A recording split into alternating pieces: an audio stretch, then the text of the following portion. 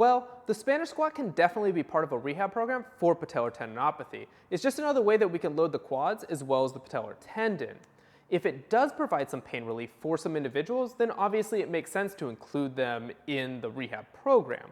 Additionally, if someone is fearful of loading the patellar tendon, or if the patellar tendon is just too sensitive to load, then we can start with isometric exercises because we have a little bit more control over the load that we're placing on the patellar tendon. But by no means are isometric exercises required for patellar tendinopathy. And that's because we see other rehab exercises like the heavy slow resistance protocol, as well as eccentric decline squats, being able to decrease pain as well as improving function, with the slight edge going to heavy slow resistance protocol because it seems a little bit more effective at normalizing the tendon structure and improving collagen production. The heavy slow resistance protocol involves 3 exercises: the leg press, a squat, and a hack squat.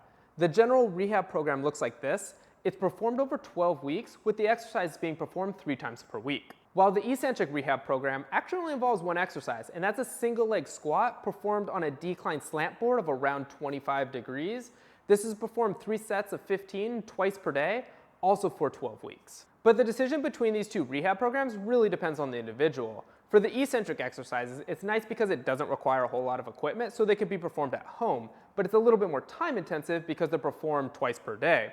Whereas the heavy slow resistance program requires more equipment, but it's only performed 3 times per week. So regardless if we include heavy isometric exercises, our rehab program is going to progress to something similar to either the heavy slow resistance protocol or eccentric exercises, because that more closely resembles what we're going to experience in daily life. So we can include heavy isometric exercises if they're helpful, but as I said before, they're not necessary. Hopefully this video on patellar tendinopathy and isometric exercises was helpful.